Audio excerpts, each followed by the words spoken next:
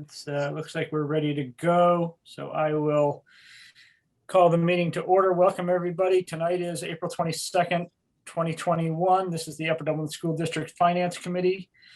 I'll call the meeting to order. We have the entire committee is present. That's Darlene Davis, Mike Henderson, Stan Ropsky, and myself, along with most, if not all, of the rest of the board and a number of administrators. Let's dive right in. So are there any announcements, Mr. Leckman? I do not have any announcements this evening. Okay, and were you going to do the budget presentation as a presentation up front, or did you want to do that down with the recommendations? No, I was just planning on doing it in the body of the agenda there. I mean, I'm happy to do it up front, but I was planning on it as item G there. All right, we'll do it down there. And we do have minutes from our March 17th meeting. Members of the committee have had an opportunity to review those. Are the members of the committee prepared to approve those for the legislative meeting? Yes. Yes. Yes. All right, so those will appear on the legislative meeting agenda as an informational item. And we'll dive right into the reports and recommendations, starting with a Sandy Run Middle School update. Bob. Sure, I'll start this off. Construction again, we keep progressing along. We're making great strides to reach a milestone beginning of May to have the building watertight. The roof, I'd say, is right now we're about 80%. I know the report's saying 75. They've gotten a lot done since this point. Exterior walls and insulation continue to go up around the building, and the metal panels that you're going to see around the planetarium. They're on sections of the building to hide mechanical equipment. They are being installed in place. We're really moving along well with that. Also in the building, the slabs that we have going in, the concrete slabs for the floors. Music wing is done. They finished up the locker rooms this week. So we're really progressing. I'm not sure if there's any little spaces that still need to be poured. I just haven't been able to get that section of the building with some of the activity going on. Aux Gym was going to be the last area, but that looks pretty close to being completed, poured concrete. So a really good place with the floors. So as the building is being tightened up. Some of the other progress that's being made, the bathrooms on the lower level of the classroom wing, the tiles are going in. Some of the smaller bathrooms, tiles actually completed. I was down there this afternoon, and they're actually grouting some of the smaller restrooms already. Really progressing well with that. The cabinetry casework still going in. Lower level is just about completed. They start the science room countertops today, the epoxy countertops. They are going in as well. And one of the things I'd like to watch, I'm sure all the students at Sandy Run got to watch this on Monday and Tuesday, but all the rooftop mechanical equipment, all the air handlers, exhaust fans, was set in place on Monday and Tuesday. They had a large crane on site, and all that equipment was placed and set. So we're moving along. And another nice item to see is we've been working with Aramark has the commissioning. They're the commissioning agent for this job. They have people on site. We've been seeing their reports, very detailed reports that actually our construction managers, Dewey, have been on top of. Anything in the reports is being handled right away. They're looking at all aspects of insulation to make sure we'll be compliant with for LEED as we get to that point in the job. Excellent. Andy, anything to call our attention to in the budget update? There really is nothing from my perspective. The budget's been running very smoothly. We haven't had any major issues come up, so everything's all good on the financial side of the project. Great, and I'll just take this opportunity to mention that since we last met, we did do a tour with some officials from the township. I think that's the first real tour of people outside the school district, and hopefully we'll have a chance to open that up a little more widely sometime soon. Mike, I see your hand is up. Yeah, Mr. Lester, can you share with everyone roughly how the construction team is performing to our master schedule? They're right on schedule. We're hitting all the milestones. They said the big milestone that we're working for is to have the building enclosed in May. And that is right on target. Beginning of May, everything should be finished. Everything's progressing nicely. We're still looking at some of the bigger items that have to get done is the electricity. Full electricity to the building needs to get turned on. Of course, the building needs to be waterproofed at that point, so the electrical equipment to go in. But we're looking November to have the electricity, the main electric switchgear turned on to the building. And that'll allow us to do some of the other work that needs to happen. There's temporary electric now. Some of our bigger items are elevators, mechanical equipment. Really, you can't do the installation until the electric is there, especially the elevator companies will not come out without electric to install their equipment. So that'll start around November, December, everybody will be moving in. And we're looking, I'd say spring of next year, as they're going to be, wrapping up, substantial construction in the building to allow us to turn over and start moving furniture in. Thank you. So there's still a note, Bob, in the Gantt chart schedule in the Dewey update that suggests they may not make the watertight update, but they're not going to miss it by much if they do. No, they had May 3rd as a date. They're going to be maybe a few days after, not significantly, still the early part of May. But they're ahead in other areas. So, that was just a milestone for the exterior of the building, but interior, I think they're moving along rather well. So I don't think those extra days are going to hold up anything. Okay, great. Any other comments or questions on the Sandy Run update?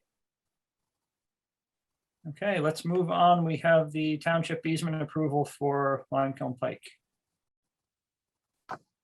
Okay, I can start with that. So Upper Dublin Township received grants to improve the drainage along Limekiln Pike and install sidewalks. And to our benefit, as they're installing the drainage, they will be installing sidewalks under this grant. So we will have sidewalks in the front of Jarretttown Elementary School that currently has nothing. There used to be an old path, an old macadam path that's been mostly fallen apart and overgrown.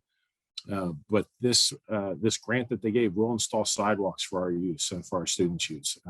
It really is a good situation for us to be in. We start looking at pricing this up. If we had to pay for sidewalks, what it would cost, and because of the frontage of the building, it would have been quite expensive. But to get this done, the township needs us to grant them easements. Part of the sidewalk that they're installing is going to fall outside of what's the legal right-of-way for the road. So part of the legal right-of-way for the road falls on everybody's properties. The sidewalk is going to extend partially over that legal right-of-way. So that's the purpose of this easement.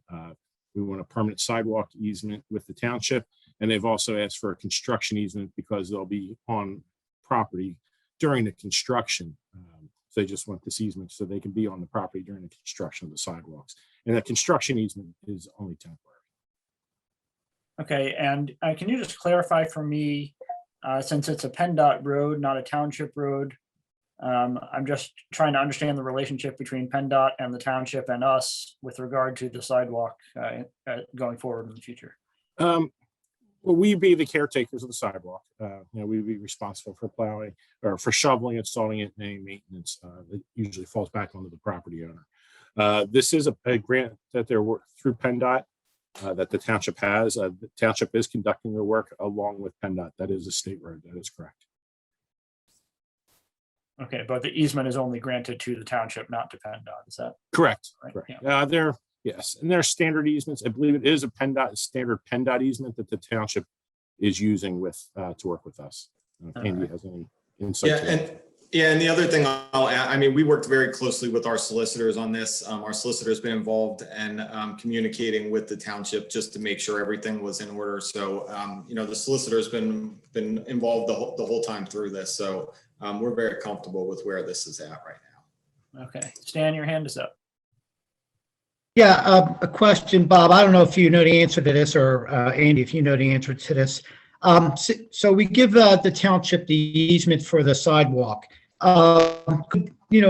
Say 10 years down the road, a developer wants to build something down in Dreshertown, off of Dreshertown Road in that shopping center, and they need additional water service. Could Aqua come in and or any water company come in and put in a pipe using the easement that we're giving the township at no cost?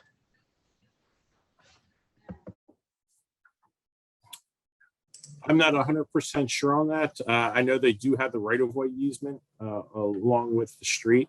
Anything that they touch though within that easement, they would have to work with the township on that, and they'd also be responsible to fully restore any property that they touch. Okay. Okay. My other question is, does it make sense to do any apron improvements to the entrances of Gerritown while they're doing this construction? I mean, being a contractor would be there already, would it be, worth it for us to put in aprons if necessary? Looking at the drawings, they are putting curbing in as part of it. They are improving our aprons because they're also responsible to put in wherever there's a crossing of our driveway. They need to put in the ADA ramps on the sidewalk. So we will see improvements. And the biggest one which actually worried me the most when we looked at doing some sidewalk work or a pathway work ourselves is the driveway to the rear of that goes around the rear of Gerritown. There's a large elevation difference between the land and the driveway. There's a bit of a slope there. So the township, as part of this project, needs to correct that slope as well. So we will be seeing improvements at our entrances and aprons.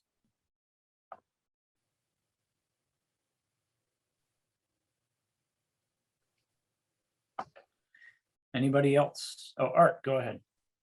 Yeah, I see Mr. Robbins is on the Zoom tonight, but I'm wondering, Bob or Andy or Mr. Robbins, how many students would be affected? Would there be students affected that would now be able to walk?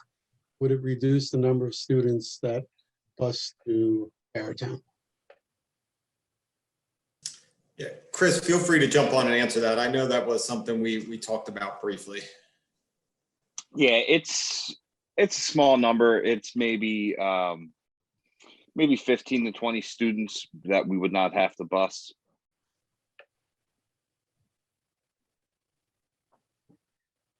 So to clarify, right now, Limecombe Pike is considered a hazardous walking route and would no longer be considered a hazardous walking route. Is that right? Correct, yes. Coming from that area, Kirks and Harris, and the other neighborhood between Dreshertown Road and that small neighborhood. Okay. All right. Any other comments or questions? All right. So members of the committee will move this one forward to the legislative meeting. Yes. Yes. Yes. Okay. Thank you. Next up, proposal from Vivarelli for the UDHS pool. Yes, so we're looking to take care of issues that we've been having with our pool heaters once and for all. The original pool heater that came with the building was a bit oversized. We had a lot of issues with that, and it was failing. Parts were difficult. So we installed some outdoor heaters. We knew it was going to be a temporary situation to get us through, and that temporary has been, I believe, close to 3 years now that we've had. So we really need to do a proper heating system for the pool. The work is not difficult, but we need a lot of the design through Vivarelli. There's a lot of calculations that have to be done just because the volume of the pool, the temperature, the space also works hand in hand with the pool temperature, with the temperature it's going to affect space temperature as well. So there's a lot of calculations that need to be done. Then they need to do the equipment specifications for us. We're looking to do the installation. Majority of the installation we can handle in-house. It's not a difficult job. We'd be using our consultants that we use for the pool for any deep run aquatics would be able to help us out if we need anything. And we also have relationships with other mechanical contractors if we need any assistance. Potential roofer, if we need to add a vent through the roof, if not the sidewall of the building. But we're looking at high efficiency heating. We're also looking at units where we're not directly heating the pool water. We're going to go through a series of heat exchangers, which seems to be the basis of our problems with the current heaters we had in the old heater. We're actually, the flame was actually directly on the exchangers with the pool water, and with the chemicals and hardness of water that we have in this area, we get a lot of buildup of scale So the system that we're looking is going to eliminate a lot of those issues, be a permanent scale. The other reason for the drawings, no matter what we do, we need a set of engineered stamp drawings to apply for permits. They're going to be reviewing the gas lines, efficiencies. So all that needs to be documented for us to file a mechanical permit with the township, even if we are performing the work. All right, I have two questions, Bob. One is timing for both this report and potential future installation. The report won't take long for them to complete. We're hoping that they can have something within a couple months for us completed. I would love to be able to find the equipment, have it purchased and install it. We do a pool shutdown for cleaning every year in August. The first 2 weeks of August is when we do pool maintenance. I would love to be able to install the equipment. With the current market, I'm not 100% sure we'd be able to get the equipment readily available to do it that quickly this August. But regardless, they said installation isn't difficult, and we could leave the old system online. All the piping is PVC, so it's cut and glue to install. We're looking to put these heaters where the original heater was so we can leave the heaters we're currently using in place outdoors. And if we go with a better system that's going to sit right on top of the slab where the existing heater was. So we can have everything prepped. And the changeover will be only about a day for us if we had to shut it down. So it's something that we can schedule. We're not going to see a long downtime of pool temperatures. Nobody really should notice a difference when we make our changeover. Great. All right. And other question, are you considering, just given the nature of the problems that we've had over the years, a system with multiple smaller heaters for redundancy so we can take one offline and still have capacity? Absolutely. Right now we have two smaller heaters. They were sized just to get us by. So if we lose one, we do have a problem. So yes, we're looking we would still do multiple heaters, probably do two heaters slightly larger than we have now. And again, we're talking about heaters that have a heat exchanger outside of the actual boiler section itself. So we'd be doing a heat exchange with the water from a separate boiler, which can be shut down, clean without taking a heater apart. So maintenance would be a lot easier for us as well. All right, great. Any other comments or questions on this item? All right, I don't see any. So members of the committee, we'll move this one forward. Yes. Yes. Okay, great. Moving on. Disposal of excess, obsolete, non-repairable equipment. Okay. A few items with this. We have chairs at Thomas Fitzwater, seems to be the big one. We have 280 folding chairs. We're putting them on the obsolete list. We're not 100% sure where we're going to dispose of these. Whenever I looked, a lot of them still are in decent shape. So we may be able to work with some community groups that may need some folding chairs. We're not looking just to throw these out. And if we can put them elsewhere in the district or elsewhere in the community, we will look to do that. This is more of, they purchased new tables, new chairs, and we're just freeing up space with the older units. The other one is item on here is just an old fax scanner, and we're just going through the proper procedures. This will go to our electronic recycler. And Bob, just to add one thing there, I think when you say they purchased new tables and chairs, I believe the PTO of the school. Yes, yeah, that is correct. PTO purchased new tables, chairs. Well, thank you to the PTO for that. Any comments or questions on this item? Stan? Hey, Bob, are these wood chairs or metal chairs? Are they stackable? They're the typical folding metal chairs. We currently have chair racks where they hang, the two-tier hanging chair racks. Just your standard folding metal chairs. All right, members of the committee will move this one forward. Yes.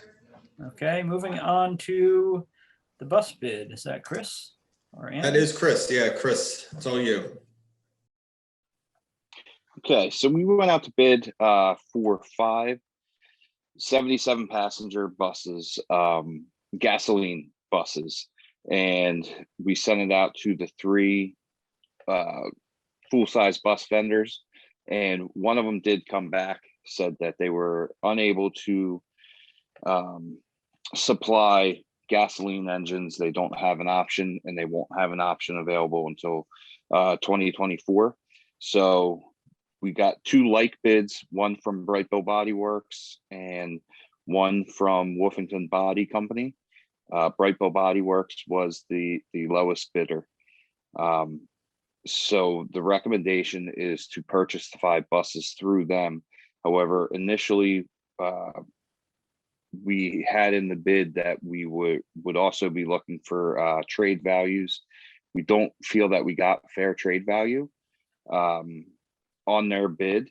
So knowing that there are auction sites out there like Municipal, 422 Sales, and others, we feel that it's in the district's best interest to hold back the trades and to send them out for auction ourselves to get a better value. And we could always set the minimum for what we were going to get for trade, so that at the very least we could get the same value. So right now the recommendation is to move forward with Brightville Body Works for 5 77 passenger gasoline buses for a total of $444,550. Okay, comments or questions, Stan? Yeah, Chris, how much do you think, I mean, I see the one company is offering, what is it? Let me see, 7,500 per bus. Is that what that is? No, unfortunately, Stan, that's the total. It's 1,500 per bus. How much do you think you can get at the auction per bus? I feel that we could get at least double that Yeah. that amount per bus. So, you know, I know Springfield Township went out a few years ago, did the same thing. They didn't like their trade value. They used one of these auction sites that I had mentioned, and they tripled their money. So hopefully we get that lucky. My other question is, I'm looking here, it doesn't say that, maybe I'm not reading it all the way, that when would these the new buses be delivered? So in our bid specs, we had stated that they're to be delivered by August 15th. So we would have them for the start of the 2021-2022 school year. Did they indicate any reason why, if the delivery of the buses would be delayed? Case in point, you know, the silicone chips, there's a chip shortage. Would these buses be affected by that chip shortage, the delivery? No, in fact, when speaking to Brightville Body Works, because I wanted to give them the heads up, I didn't want them to be blindsided at the fact that we would not be trading in the buses. They said right now they're taking delivery the first week in July. So they don't foresee any issue meeting that August 15th deadline. And how old are these buses? That we are trading in? Yes. Some of them are 2004s. So some of them are up to 17 years old. And does it tell you how many miles are on the buses? I mean, is there an odometer for the miles? Yes, they're all around 150,000 miles per vehicle. I mean, I'm buying a new truck, and they're saying it could be delayed because of the computer chip. And I 1,500. They're offering me 10,000 for my truck, and it's got 170,000 miles on it. So it's like I find it just a little crazy that they're already giving you $1,500 for a school bus. The school bus trade-ins every year are that low. Yeah. It's crazy how low they are. How much would the tires cost for fixing a tire on a bus? How much does a tire cost? They're about $180 a piece. Oh, that's not too bad. And Okay. There's 6 of them. So, Wow. Okay. yeah. Thank you. Okay. Mike, I was just curious to see, and this probably is more of a question for Andy. Is this Mr. Leckman, is this a capital expense or operational funds expense for next year? Yeah, we purchased buses out of the capital fund, so this would come out of the capital fund for next year. And again, that's where we have it in the forecast to replace buses every year based on a replacement schedule that we have out of the My capital next fund. question. Okay, thank you. anybody else? Comments or questions on buses? All right, so we'll move this one forward. Yes. Yes. All right, thank you very much. Andy, monthly financial reports. Yes, I don't have anything to note in the treasurer's report. If you open the other financial reports package, Brooke, page 1 is updated based off of updated budget information that I will share tonight. So Dr. Levinowitz asked a question about that last month. So this is now an updated report reflecting current revenue and expenditure numbers in our budget that I'll review tonight. So I'll go through that in much more detail in the next agenda item. Page 2, I'll note the additional assessed values from the 4 additional homes at Enclave. So each month, this new assessed value is being added to the revenue budget for 21-22. So actually, if you're doing any comparisons back, the revenue number is updated slightly to account for these new assessments. And then the last thing I'll note in this package, Brooke, is on page 6. So page 6, I just note that we added the additional ESSER $3. So the new stimulus package that was approved by the federal government a few months ago back in February. We now have some more information on that. We have updated allocations that we believe are much more close to where we'll actually be, if not the exact number. So we are slated to receive $1,114,000, slightly over that, for the ESSER $3. Right now, we do have it noted that it has a September 30th, 2023 date to spend the funds. It will likely be 2024. So the state is getting 1-year extensions on these, which they're allowed to have, which apply to all school districts. So ESSER 1 and ESSER 2 already have those extensions on it. ESSER 3 will likely have that extension. So we have multiple years to spend these funds. So we're really working quite diligently here to figure out what the best use of those funds will be to support schools next year, the following year, the year after.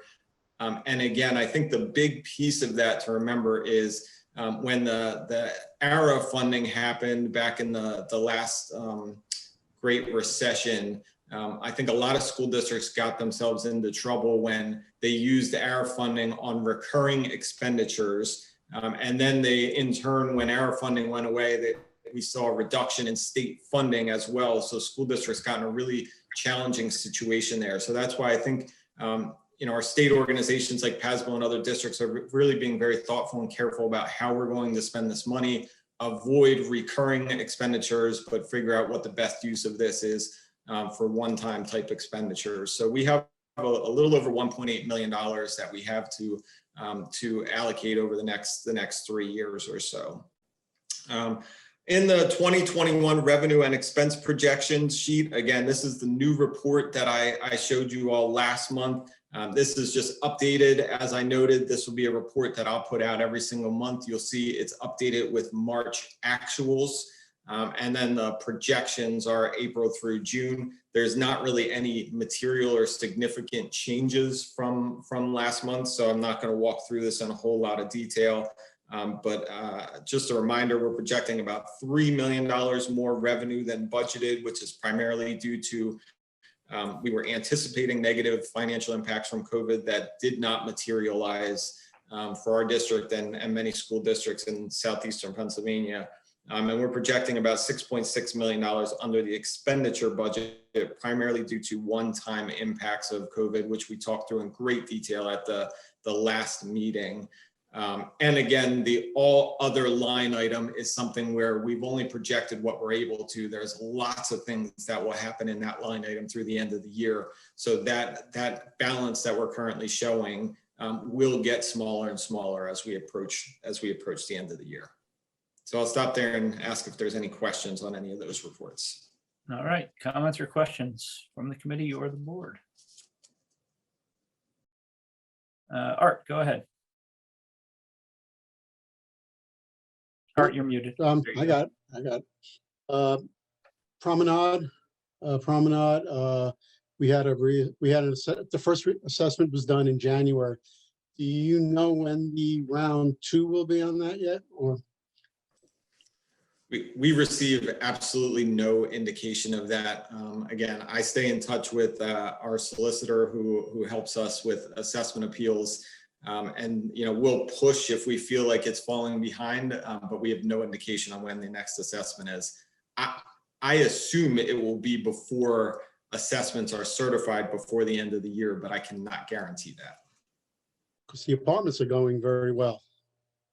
The apartments are going very well. Okay, and then my other question is just a clarification on the real estate transfer taxes. There was a statement in there that sounded contradictory, but it really isn't, because I just want to make sure I understand it. In 1920, we budgeted 1.3 million, and this year we only budgeted to 780,000. So that 780 was an underestimate, but you don't anticipate us getting back to the 1.3. No, that's correct. Right. And I think that was we looked at a slide last month as part of the revenue presentation where we really looked at trends and how trends compared to the 5-year moving average. Right. And it's 1.1 is about where we expect to be next year on the transfer tax. Okay. I think a big wild card on that, Dr. Levinowitz, is commercial property sales. Right. This year, as I've noted on this report, we've only seen one commercial property move all year long. So while the residential market is hot, supply is low and there's no commercial properties that have been changing hands. I don't want them to change hands now. And can you just comment a little bit on EIT? I mean, right now it seems like it's going really well. And what's the most recent estimate you have now for EIT? Yeah, I mean, EIT was really, we sort of talked about it in a lot of detail last month. So February was off the charts high. We talked about some of the reasons, we're seeing large one-time bonuses. March and April are slower months. So you can see from this chart that, as quarterlies are submitted, we see kind of the bigger numbers flow through. But really, we're just seeing it strong in general across the board. Keystone has not given us any real updates on how things are expected to be through the end of the year, but we've not seen any slowdown. Every month we see it come in strong every month this year. So again, I can't project EIT. We use our local taxpayer to do that, but things look very strong. Is there any way to know if any of that increase is from individuals working in Philly now working at home? Yeah, we talked a little bit about that. I've asked our local tax collector that numerous times, and they are not seeing any material increase as a result of that happening. So they've not attributed any of our strong EIT to Philadelphia workers working locally now. Okay. Thank you. Thanks, Andy. Darlene. Mr. Leckman, I know that you mentioned that we have a surplus because of things that we haven't used earlier in the year, but we have a number of things that will be happening as the year proceeds.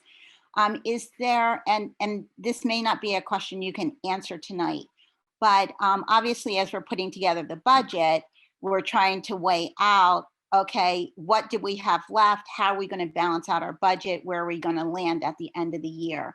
Can you talk just a little bit about where you see us going? Do you anticipate that we will have some left over to sort of help us out in this current, as we're, working on next year's budget?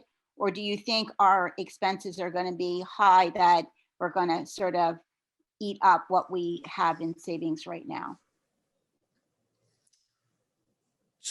So I can say pretty definitively that we will end the 2020 year in a positive balance, right? So I think the key thing there is that positive balance is going to be largely driven by one-time events that are not likely to happen again in the future, right? So I think that's what we need to be very mindful of, is like the example I gave last month when we walked through this was the transportation department. Well, when we created the 2021 budget, we needed to plan as if transportation services would happen for, call it 180 school days, and that the hours would work and they would do field trips as normal, right? We had to plan for that scenario.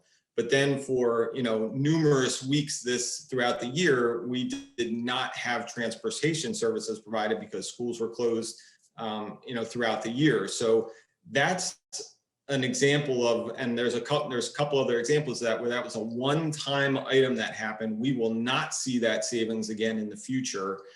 So really the decision that we need to make is, one-time savings that we generate from this year are not helpful as we roll forward into next year. It's helpful for our savings account and our fund balance, so we have more funds available to us as we look out in the budget and you see the deficit growing out into the future. But the other thing is I will probably bring a recommendation either in May or in June to make a transfer of some of these funds to the capital reserve fund. Right, we heard a presentation from ICS that we have $40 million worth of capital projects to do over the next 10 years. So, these one-time savings would be a really nice thing to set aside so we don't have to maybe borrow as much in the future to do some of these projects. So I can absolutely assure you that we will end the year in a surplus position. It will probably be a sizable one just because of some of the one-time expenses, but that's how I foresee this as we work through the end of the year and through the final budget for next year. Okay, I appreciate that. And I think it's really helpful when you mention the fact that, we have this, $40 million worth of projects that are out there that we need to be mindful of. And so we have to, make sure that we're looking at the big picture the entire time. So that was really helpful. Thank you. Mike. Mr. Leckman, do you see the favorable revenue performance also as a one-time phenomenon, or do you see that carrying forth going forward to 2021, 2022 and beyond?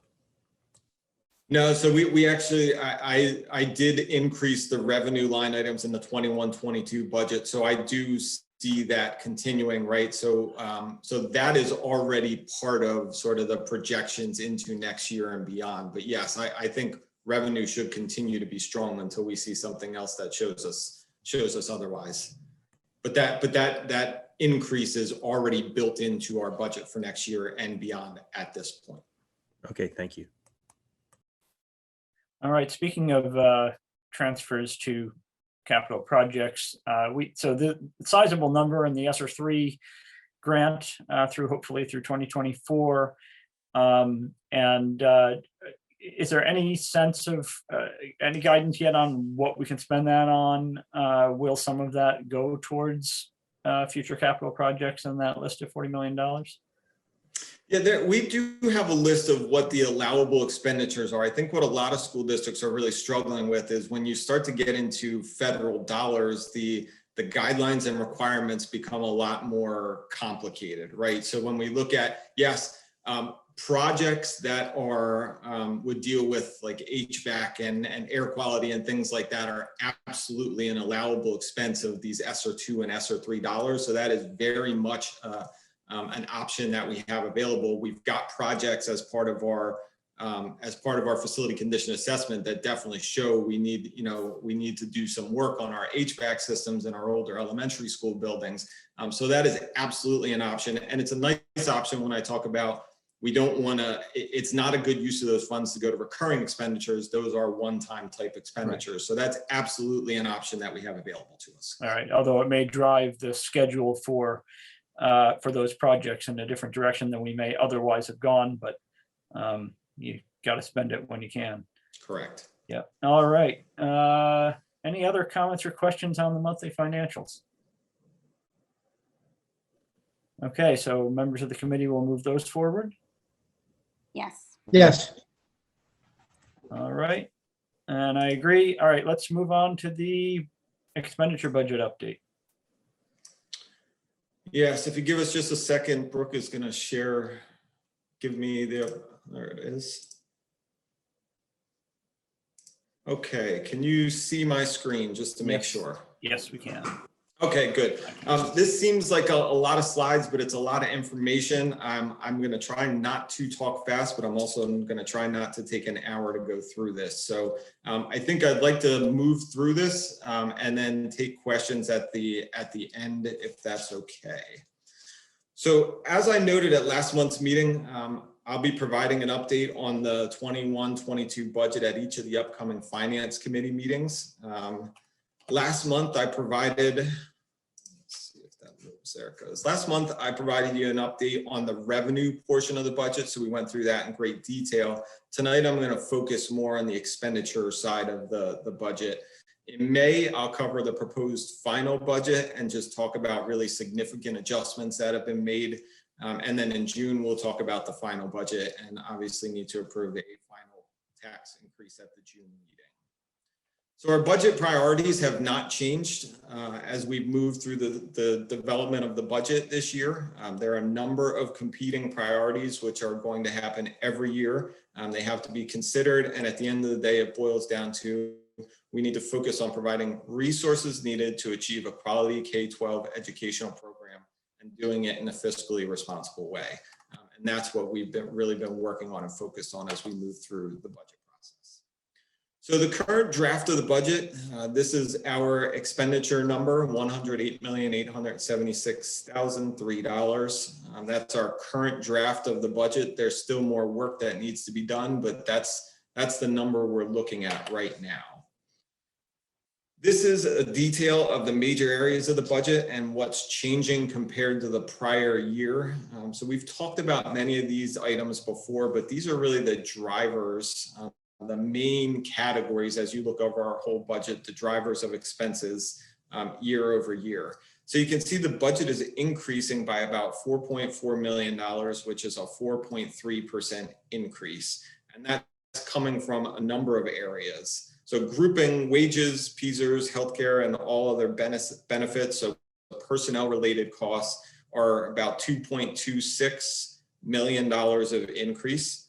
We're seeing about a $915,000 increase in charter school tuition due to the increases in costs from enrollments in charter schools. We have a $515,000 reduction from our needs-based budget process. So this is the work all of the buildings and departments did in that all other expenditure line item. The work that we did to create a needs-based budget, and we saw reductions in a number of the areas of the budget that really have almost no impact on programs and services or students and teacher needs. We have a $315,000 increase in the budgetary reserve, but that is primarily due to the CARES ESSER funding. And the reason that we dropped that into the reserve is because we don't yet know how we're going to spend that money. So, and just to be clear, the ESSER $3 that I talked about, the $1,001 are not in that number yet at this point, and that'll be updated as we need as we move towards the final budget. $439,000 decrease in debt service and $1.9 million of an increase in the plan transfer to the capital reserve. And I will talk much more about those items as we move towards through the presentation. So this chart really just gives you a historical look at budget and actual trends of our total salaries budgets. So these are wages. Our personnel related costs. So you can see the green line shows about a 2.8% trend increase. These are our total budget costs. So the blue line are the budgets, the orange line are the actual numbers of our total budget. And the green line there shows you the trend that's been at about a 2.8% increase from 2014-15. And the gray line shows you the percentage increase of budget to budget. the percentage increase that we've seen. So while it's about a 4.3% increase for next year, it's only about a 1.3% increase when you factor out the increase in the transfer to the capital reserve and the increase in the budgetary reserve as well. So slide 7, this slide is very important. So you can see here how the blue line, which is expenditures, are growing away from the orange line, which are revenues, as we look out into the future, both 21-22 out to 24-25. And while we only have a projected deficit right now of a little over $1 million for the 21-22 budget, you can see how that quickly grows out to $5 million by 24-25. Now, we do know, as we talked about as in the revenue budget, that we do have new developments out there that are definitely going to bring in revenue. But I think there's always the question of, well, you have all this new money coming in, why are taxes going up? Well, that new revenue is really just coming in to sort of fill in that gap. And it gets us most of the way there, but we're just filling in at this point. We're not actually seeing revenues grow beyond expenditures. So just explaining the upward expense trend that you see here. So why is that blue line going up and why is it outpacing revenues? Well, expenditures are increasing at a rate of about 2.8% per year. We are a personnel, and all educational institutions are personnel heavy organizations. So, we see about 75% of our district expenditures that are personnel related, salaries based on collective bargaining agreements, medical and prescription trends are increasing at about 8%. PSERS is going to over 38% over the next 4 years. And that's 38, what that really means is $38 of every $100 of salary ends up going to the pension system. Debt service makes up about 11% of district expenditures, and that's going to increase significantly, which I'll cover further over the next 2 years. And then all other is about 14% of our district expenditures. And again, I'll cover these in much more detail. So this is our personnel costs. Personnel costs are projected around $80 million if you're looking at the 21-22 bar in the middle there. So this gives you a sense of historical and projected into the future. What we see is it's increasing to over $90 million by the 24-25 year based on current trends. The blue portion of the bar is wages and the orange portion of the bar is benefits. And you can see the orange bar is growing at about 5% while wages are growing at about 2.6%. Staffing is, at this point, we are still working through staffing. So what is in that number, just to be clear, the 21-22 is all retirees that we're aware of, any projected savings from retirees retiring at the top of the scale to hiring at a much lower point on the scale is factored into that number. But all other staffing decisions are still being reviewed at this point. So a major expense that's reported as a benefit is PSERS, which is our state retirement system. It's a mandated system that all school districts must participate in. I say mandated because it's a system that we have no control over and we're required to participate in. And whatever the state tells us is our share, that's our share and we must pay it. So the total PSERS expense for 21-22 is approximately $17.2 million. That is real payments we will make to PSERS. And then what happened, that's the blue line at the top.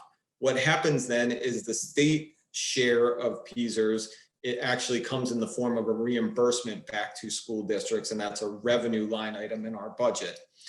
So you can see the net costs are projected to be about $8.6 million in 21-22, which is increased from $4 million just 7 years ago. So that's $4.6 million of expense that's been shifted to school districts and ultimately the local taxpayers in all school districts.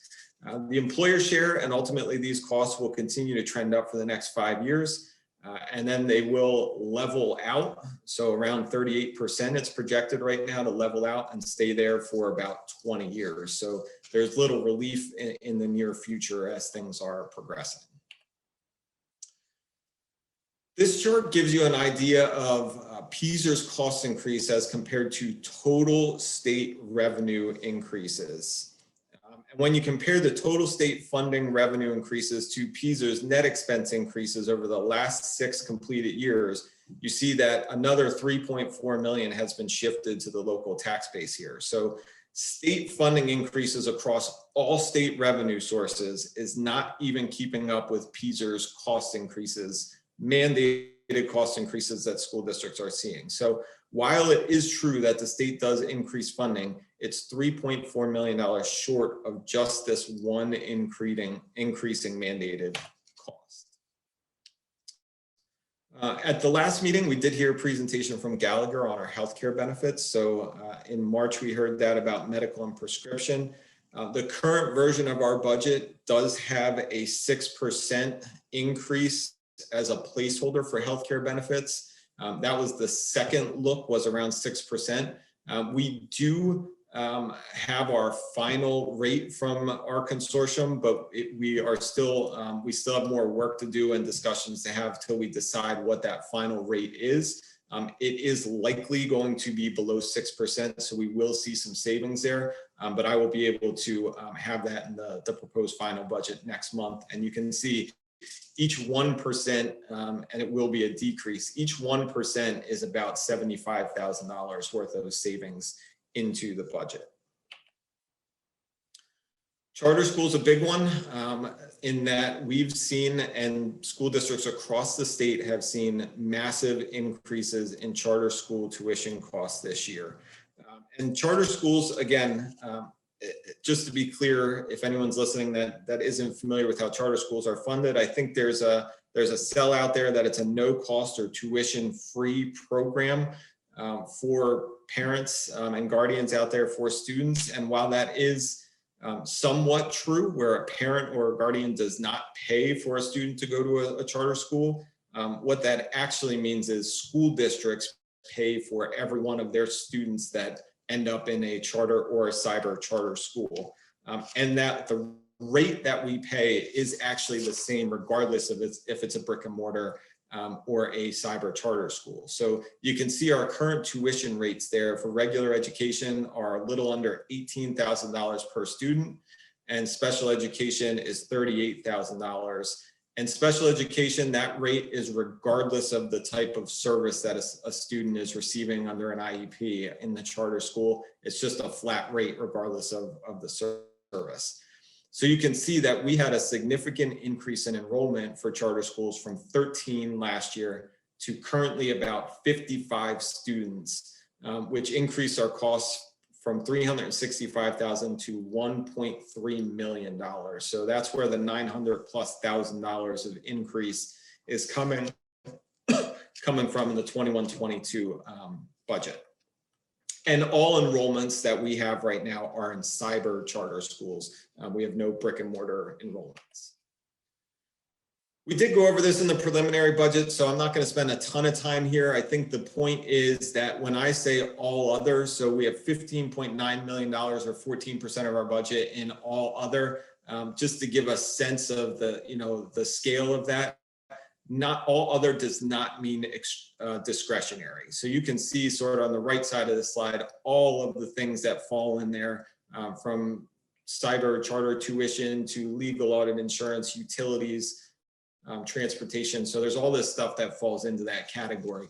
We can manage most of the stuff in this category, but it's not discretionary. Most of it is not discretionary to just say, well, let's go there and figure out how to balance our budget. It's not quite that simple. This slide I know is extremely difficult to look at, so I'm not going to go through this line by line. It was just a way to sort of give you a sense by building, by school, kind of how the budgets are changing year over year. When I provide the proposed final budget next month, along with that will be a full narrative document, which will have lots of detail, lots of schedules in it for you to read if you're interested, and it will cover a lot of these things. But a lot of this stuff we've already talked about or will talk about, so I won't go through this in detail. But if there's something you want me to cover, I'm happy to answer a question at the end here. Budgetary reserve is a placeholder for true unknowns. This is something we have every year, and I feel it very important, rather than to just put a number against this and call it budgetary reserve, to really carve out and identify what makes up our budgetary reserve. So you can see general reserve amount is pretty standard at $250,000. We have a special education contingency for $200,000. This is just, we can't predict what next year brings. So rather than just put a plug in the special education budget, we carve it out here. And if we need to use it up, we would ask for the board's permission to transfer it. And then you can see the stimulus funds are here as placeholders, minus ESSER 3 at this point. And just because we don't have the specific categories of where we're going to spend these dollars at this point in time. So our budgetary reserve is a little over $1.2 million. Those stimulus dollars have an equal and offsetting revenue line item in the revenue portion of the budget. So that has a net impact of 0 on our budget. This is a look at our debt service over the next 20 plus years. And I wanted to take a minute and go through this year, because debt service, what's happening with debt service, and the next slide, the proposed transfer of the capital reserve, really kind of works together. So debt service is simply the annual payments that we are required to pay to service our debt. This includes both principal and interest payments, very similar to a mortgage. So I wanted to cover this just because I'm recommending a transfer to the capital reserve, and as a result of the savings from our bond refundings that we just went through this year. So you can see here on this chart, borrowing began for New Sandy Run Middle School in 1819. And you can see sort of that's when the debt begins to trend upward here. The first 3 borrowings occurred in smaller debt issues of approximately 10 million. So you can see small incremental increases. The 4th borrowing, which just occurred in January, was the largest borrowing at around $40 million. And that's where we were projecting, before that was completed and before the refinancings, we were projecting a large increase in the 21-22 budget year. But what you can actually see here in that first orange bar is that we're seeing a slight decrease. And then in the next year, 22-23, is when we're seeing the large increase. And what's happening there is, again, we heard presentations from PFM that came in and said, the refundings of our old debt, we've refunded to get into lower interest rates. We got rock bottom, historically low interest rates. And what that does is it creates a one-time savings event. And that's happening in the 21-22 school year. So rather than just taking that and reducing our budget as a result of it, my recommendation is, because in the next year, we're going to see all that back right where we expected it to be. You can see the second orange bar now jumps back up to where the projection was, that we need to hold on to that. And I think Jamie Doyle from PFM sort of recommended that. That's one-time only savings. So we can't give back recurring revenue in our budget as a result of one-time savings. So the recommendation in the budget for next year is to take that $1.9 million of savings. And again, similar to the question that Dr. Davis asked in the last piece, is to take that and set it aside into our capital reserve fund for our future capital reserve needs. We're saving the money as a result of borrowings on capital projects. We have future capital projects. So it only makes sense to keep it in our budget and transfer it over for future capital needs. Again, you can see here, $41 million of facility condition of capital projects needed over 10 years. 30 million of that is projected in the first 5 years. And you also heard ICS tell us that it's recommended that set asides for capital funding be around 1.5 to 3% of our current portfolio value, replacement value. So you can see that's about $3.36 million. So 1.9 million might seem like a lot, but it's really less than what we need to be setting aside every year if we wanted to fund all future capital projects with cash and not issue any debt. There's some happy medium that needs to occur with the funding plan that we put together, but that's my recommendation, and that's how it currently exists in this draft of the budget. So this is where we're at overall. We still have 2 months left to kind of refine and finalize everything in the budget. There's still open items like staffing needs to be finalized, final benefits rates, things like that. But where we're at right now is you can see projected revenue, projected expenses, the planned transfer to capital reserve fund, and that leaves us with a net change in fund balance of about $1.162 million. So that's the deficit we're looking at right now. You can see our current fund balance and then what the projected ending fund balance be. And I note that at the bottom, that beginning and ending fund balance does not include the positive results that we're expecting from the 2021 year. That's strictly based off of 2021 budget as it relates to the 21-22 budget. So really what we're working on is we're working on slowing the upward trend of that blue line. We're doing it in a number of areas.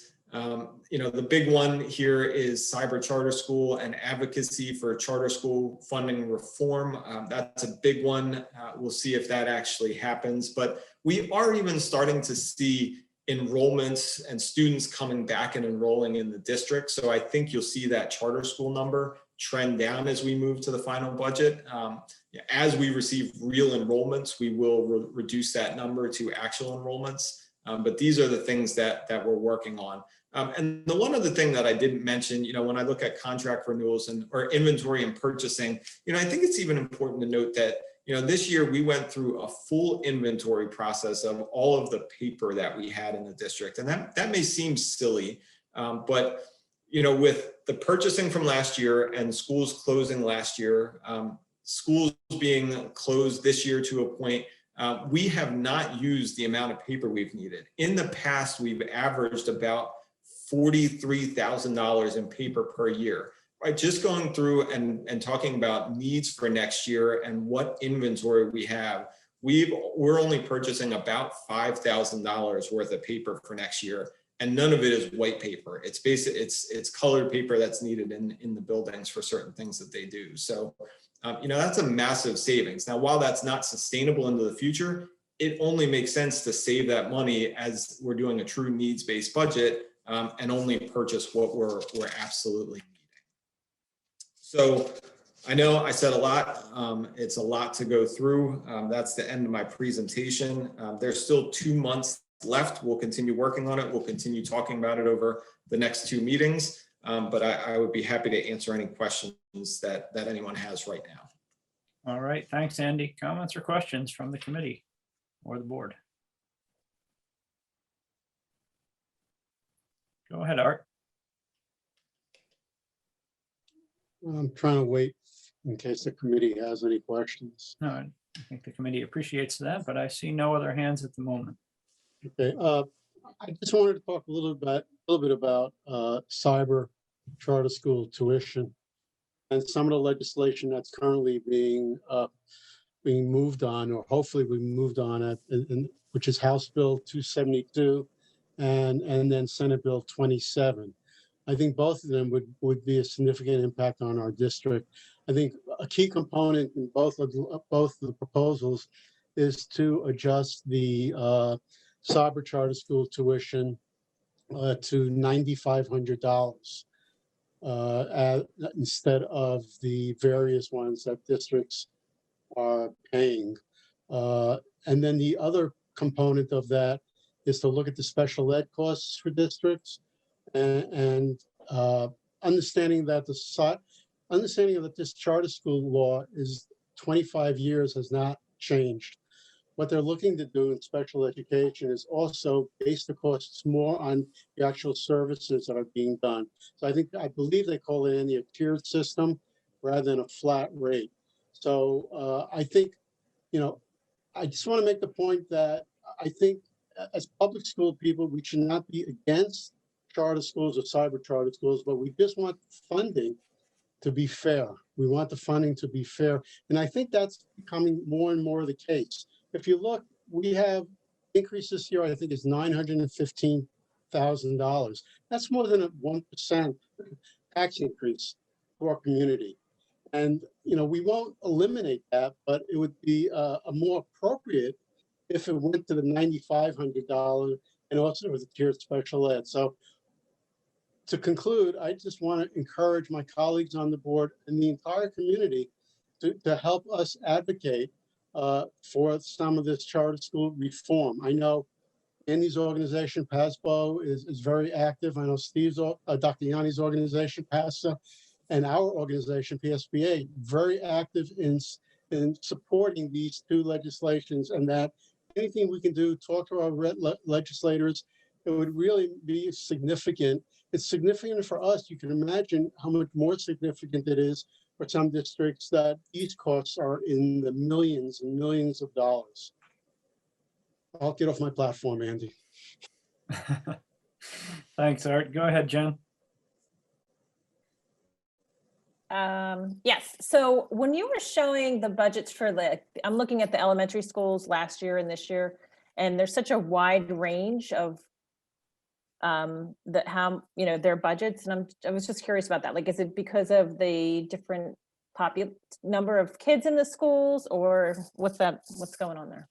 Yeah, we don't base school allocations on number of students. We definitely do look at after the needs-based budget is submitted, the amount of expense per student in the building. So it's definitely there's a little range there, but it's definitely, when you look at it on a per student basis, it's very equivalent across buildings. So I think our curriculum office, Mr. Hoffman and Ms. Penner, have worked very closely with our principals to align the softwares that they're using in each elementary school to be aligned, the curriculums that they're using in every building. So the building related, while they look different between, when you break it down to a per student, it's very much in the range. Thank you. Anybody else? Ketia. Yeah, to that same slide, I know last year and this year there was a lot of emphasis on the needs-based budget, and it looks like that is doing really well. Do you expect that is going to continue to be negative variance, or have we trimmed out so much now that really in future budgets we'll see a different picture? Yeah, it's a very good question, Ms. Sherpier, right? I think we've gotten to a very efficient point right now. And I think a good example of that, when I get back to the paper example that I talked about, right? We're not buying any paper for next year. That's not sustainable. So when we look at the 22-23 budget, these schools will sort of need to put that expense back into their budget. So I'm not sure. I'm sure there's still savings we'll be able to realize, but I'm not assuming it's going to be some of these large numbers as we look out into the future years. Yeah, and that makes sense. And I think it's been really effective, the process in the last year or two, maybe three, no, two. And thank you so much for doing that. But I think we need to be aware that we are not going to see perhaps that same shrinkage there. In terms of the PSERs, can you say a little bit more about that? Because I think that's a really big chunk, and it will be helpful, I think, to better understand. Because there's a lot of talk about that at the moment, about some of the management of PSERs and things like that. To what extent is that impacting the employer, or is that all coming to the, is that going to be the employee's responsibility? Ms. Sherpier, just to make sure I understand, are you specifically asking about the issue that's out in the headlines right now around PSERs? Yeah, correct. Yeah. So without getting into too much of the nitty gritty, basically that issue that's happening has no impact on the employer at all right now. That's basically an employee related impact. So in 2000, the PSER system has tiers, and based on when you started in the system, determines what tier you're in or what tiers you're eligible for. I believe it was 2011. There was new law that reforms some of the pension, that put more of the risk, I think they call it, onto the employees. So, folks that are in before 2011, their rate that they pay into the system is fixed. Folks after that, based on calculations that I really don't know all the details behind, if there's not some performance earned, then the employees actually end up having to pay more into the system. The employer rate into the system is the same regardless. So regardless of what tier an employee is in, we will pay 34.94% of all wages paid out for next year. Okay, thank you. Mike? Another Peasers question. I know that one of your charts, you had a kind of a projection of our Peasers expenses, and then in 4 or 5 years, you show it leveling out at 38% and then maybe going down. Is that projection based on data you're receiving from the state, or is that a factor of projected retirements in our particular school district? So the employer rate is from Peasers, right? They certify their rates, they give some projection for a couple of years out, and then they give longer term projections. So the employer rate is all from the state. All I'm doing then is taking those rates that they've given us and applying it against our assumptions for staffing, which are a percentage growth in wages and a status quo number of employees into the future. So that's kind of how that calculation is happening and that projection is happening. Okay, thank you. Just to clarify, the Peasers rate increase over time, just so everyone's aware, and this has been going on since 2001, was when the state legislature changed the payouts and the contribution rates. And at the time, things were going great, investments were going great, and we were contributing 1% of salary, the same number that's now going up to 38%. It was 1% around 2001, and it has been skyrocketing since then. I mean, this is a huge driver for budget increases since 2001. I don't have the exact number of how big a driver in terms of numbers or percentages in front of me, but it's big. Art, go ahead. Yeah, and just to piggyback on that, I think it emphasizes that even though the state continues to increase their contribution, as Andy showed in that on chart 11, it still does not get us into the positive, except for 1 year, which means whatever the additional money that the state gives us all goes to Peasers and more. There's a statistic that states that the Commonwealth of Pennsylvania ranks 46th, I think it is, Andy, in terms of its contribution to public education. 46 out of 50 states, that's how much they contribute, which is why there's so much talk this year about the governor's budget. It's been very quiet with the governor's budget, but I think in the next few months it should.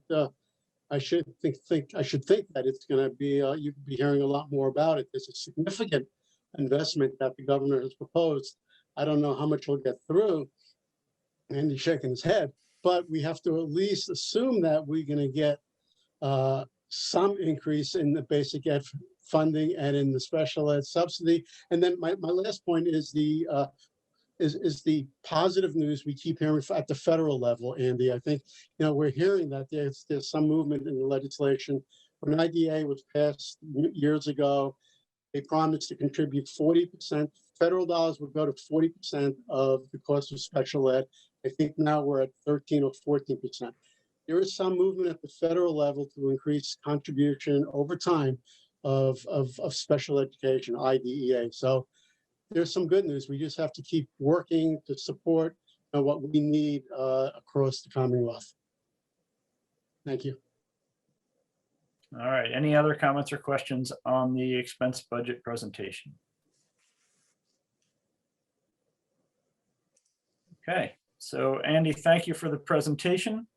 We will look forward to discussing the proposed final budget next month.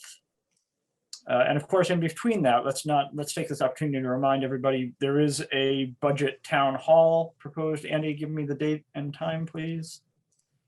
It is May 4th at, I think it's 6. I think it's 6 also. 6 p.m. and we'll record that just as yeah. we did with the virtual town hall for teaching and learning. Yeah. So that'll be the next opportunity to talk budget or hear about the budget. It won't be a discussion for the board. The next board discussion will be at the finance committee meeting next month. All right, let's move on. We have a new budget and a new agenda item for those who may not have noticed it, settlement stipulation for assessment appeal. Item H is before that. Mr. Oh, I'm Sarver, sorry, I Plan missed Con. item H. Yes, Plan Con K refunding. Let's do that one first. Yep, and this is the same discussion we had last month. Last month, we looked at Plan Con K for the refinancing of the 2021 AA bond. So Plan Con K, it's just a required filing whenever to the state, whenever we go through a refinancing for any of our bonds. It's the second refinancing that was completed in February, which refunded series 2015 and 2016. PFM was instrumental in putting these forms together for us. There's no change in anything as a result. It's basically just a filing that we're required to send to PDE to tell them we refinanced. Comments or questions? Okay, members of the committee will move that one forward. Yes. Get that filed. Yes. Yes. All right, thank you. So now let's move on to that settlement stipulation. Yep, it's a residential settlement stipulation for the board's consideration. It was a residential property that was appealed by the owner. They actually did receive a reduction, but based on an appraisal they had, it was not as low as they expected. So they did appeal further. We believe in discussions with our legal counsel, this is a reasonable settlement. So you can see here, it's a tax loss of, we'll issue a refund of about $2,000 in the current year, and then it'll be a $672 reduction in the 2021 year. Stan. Yeah, Andy, just making sure, are we splitting the costs for these appraisals and this litigation with the township? So the township does not share the cost of our solicitors' times. The township does, the township and the county, if we need to have an appraisal done, there is a prorated amount that everyone pays for their portion of the appraisal. So we obviously didn't pay to have an appraisal done on this property. It wouldn't have been worth our time to do that. But yes, there is a shared cost on the appraisal when that happens. And then obviously any reduction, the township and the county have reductions along with that, albeit much smaller than our reductions are. So the homeowner paid for their own appraisal, is that what we're Correct. saying? Correct. And it was a legitimate appraisal? I mean, we honored their appraisal? Well, I mean, I think if you talk to our solicitor, I mean, everything's a legitimate appraisal. It's just an appraisal is an opinion business. So, you know, your opinion is going to be different than mine. But Mr. Robsky, let me just say, with that said, if we don't agree with their appraisal, the next steps are we pay to have our own appraisal, and then we go to pay to court to, you know, fight it out in court. So that's the alternative. Yeah, I hear you. I mean, I just Googled their address and, you know, they're saying it's worth $924,000. So that's on the internet. So I just wanted to see what the house looked like. It's a really nice house. Titia. Yeah, are there more of these appraisals in the situations in the pipeline, or is there no real pattern to these? I mean, there are a couple that are still hanging out there. There's a few residential and a couple commercial ones that are out there. Nothing as significant as what we've seen in the past. There's definitely some that are out there. It happens pretty much on an annual basis. So, you know, we really see it kind of spin up in the August timeframe, August, September timeframe. But they take some time to kind of work through. So I think we have 8 or 9 that are open right now. But none of them in the size of some of the ones in the past that were large. No, I mean, we have 4 commercial properties that are open at this point, but none of them that are near any of the ones that we've settled recently or in the past. All right, thank you. Anyone else? Okay, we'll move this one forward, members. Yes. Yes. Yes. All right. Let's move on to the forecast 5 item. Yeah, so over the last 3 to 5 years, there have been a number of new software packages that have been introduced to school districts to use systems to do financial and data analysis, financial reporting, and budgeting and forecasting. So Forecast 5 has really become the authority in this area, in my opinion. The standout provider of these solutions is being implemented by more and more school districts. So we currently do use Forecast 5. They have multiple solutions in their one platform. So we use a solution called 5Site. And what 5Site is it's a product that allows us to look at data historically for our district and a number of other districts to do comparisons on expenditures. That's where I get my assessment information for some of the slides I've shared. It's where I get my millage data for some of the slides that I've shared. So it's a key tool. Also alongside of that, we had contracts with a company called IDEX. And that software was in many ways similar to Forecast 5, the 5Site tool, but it did offer a couple other solutions. And we had an agreement with Scenario for budget and forecasting. So what my recommendation is to move forward with the new solutions, which are 5Cast and 5Cast Plus, and eliminate IDEX and Scenario to be more efficient, have everything in one product, rather than jumping back and forth between different online solutions. And what I'm looking to do there actually generates savings for us of about $2,000 a year. So 5Cast is really the replacement for Scenario. 5Cast is annual budgeting and multi-year forecasting projections.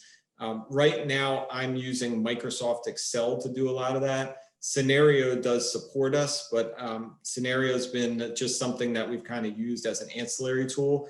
Excel's really been the go-to, especially as we work through some of the challenges the last year brought with COVID. 5Cast Plus is more for monthly financial reporting and analysis. So the new report that I show you in our monthly financial reports, the 21-22 revenue and expense projections, 5Cast, that's all done manually by dumping data in Excel and doing manual work to create forecasts. 5Cast Plus actually does that work for you and creates models and projections for you. So that's why I'm recommending these. I still think that it's, with some of the models we're doing, it's time to move away from Excel and into more cloud-based online tools and save some money in the process. So that's my recommendation of moving forward with Forecast 5. Comments or questions? I would actually, Mr. Sirota, I would just say that, we were using IDEX for a number of other data tools, pulling student achievement data, growth data. We're now able to do that with some of the other tools that are offered by the Department of Education and some of the internal structures that we have. And so I too support Mr. Leckman's recommendation to move away from IDEX and move forward with the product that he just discussed. I think, am I misremembering? Did IDEX, did we have some deal with IDEX through PSBA or through PASA or somebody? They provided it free for the first year. Oh, first year, that's what it was. I believe. Then after that, they started charging. All right. All right, Art, your hand is up. Go ahead. Yeah, Andy, I've been on some webinars with Forecast 5. I know they have a couple of different components. I forget what they call them, but I just wanted to make sure that we're not missing out on any other features that we can benefit from? No, so they have 5 features. 3 of them are what I'm recommending. So we have 5 site, and then we'd be adding on 5cast and 5cast plus. They do have a feature that I just watched yesterday. It's called 5 maps, which can help with things like redistricting and looking at things like that. But we're not looking at anything like that now. But it was a pretty amazing tool. Yeah, it must be the plus that I observed and that we did not have, and that maybe we spoke about that before. But I strongly support moving forward with that. And I imagine out of this, just for the benefit of the board, we will see different sorts of reports here and there. I realize this is really for your office, but this will bleed into board reports at times, I'm sure.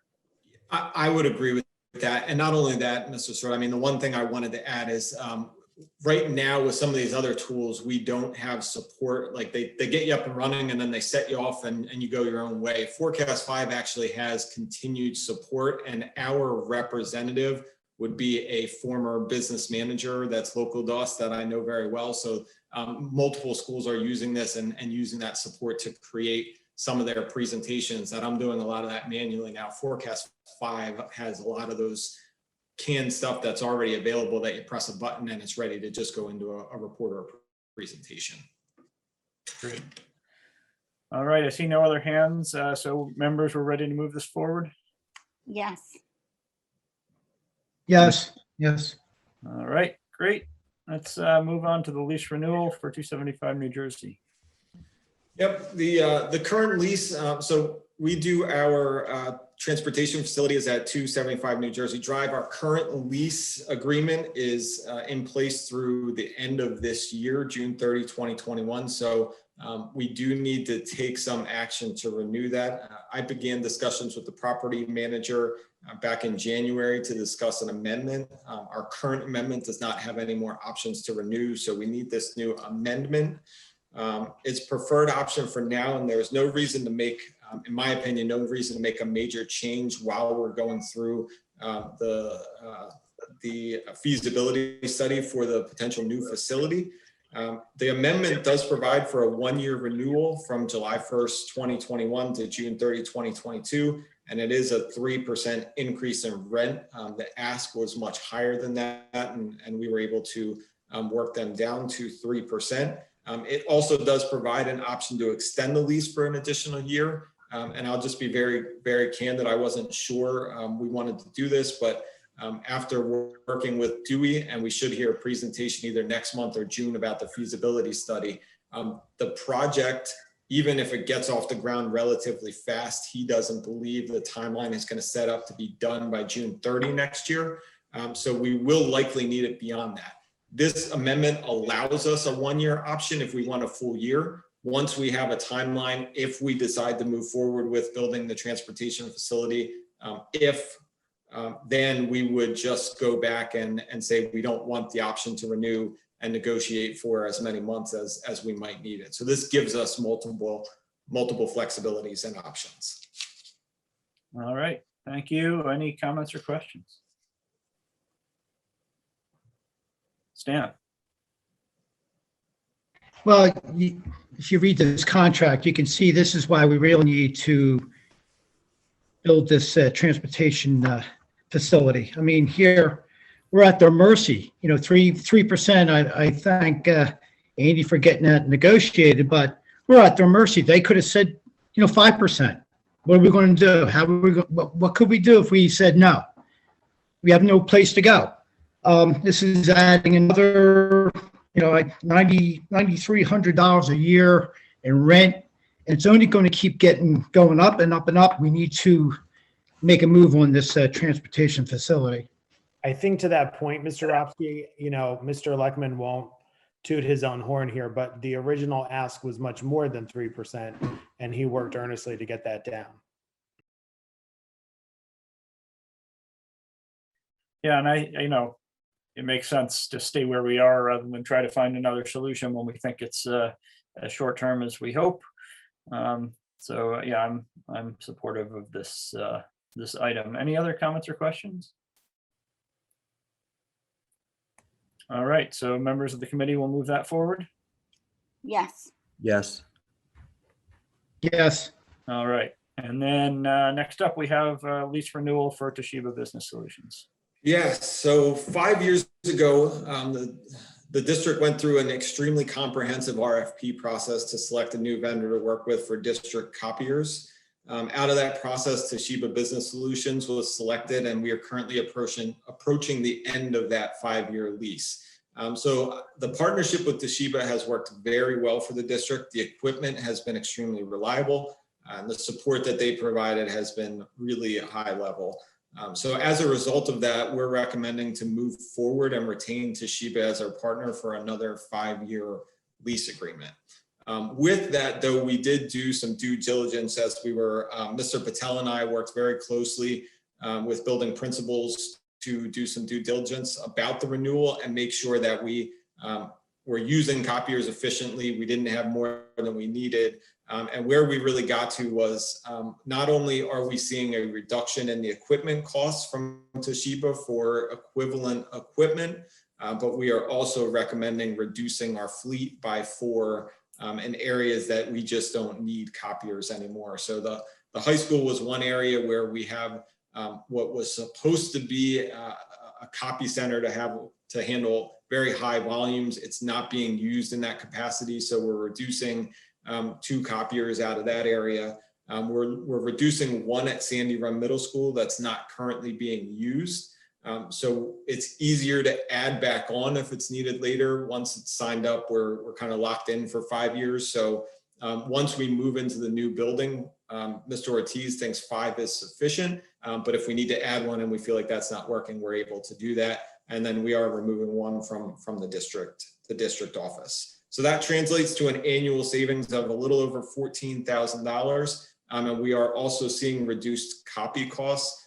Again, while it's not huge, it's decreasing by $2 per 1,000 pages for grayscale prints and about $20 per page for per 1,000 pages on color prints. So the agreement that you have here is still in draft form. We're working very closely with our solicitor to finalize all the language. They actually met today and I think ironed everything out. So we hope to have the final contracts for Monday night, but if they're not, they will reflect all of this and we would just make it pending final review and approval by the district solicitor on Monday.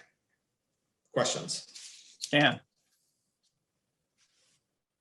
Yes, Andy, when Sandy Run is completed, are we in charge of moving those copiers to their current location to the new building, or is Toshiba or whoever this company is, are they in charge of moving those copiers? Toshiba is always responsible for moving copiers, even if we want to move a copier within a building. We go back to them and we tell them when and where we want it moved to, and they take care of that for us at no cost. And is that at no cost? That's correct. Great, No thank cost. It's part of our agreement with them. Great, thank you so much. Prakash, does this agreement lock us into any authentication technologies or anything regarding or accounting tools to account for prints or anything like that? Does it No, for 5 years? it does not. Okay, great. All right, any other comments or questions? Okay, so members of the committee will move this one forward? Yes. Yes. Yes, yes. Okay, thank you. Item M, Incident IQ Help Desk Software and Asset Management. That is I. Thank you, Mrs. Sorda.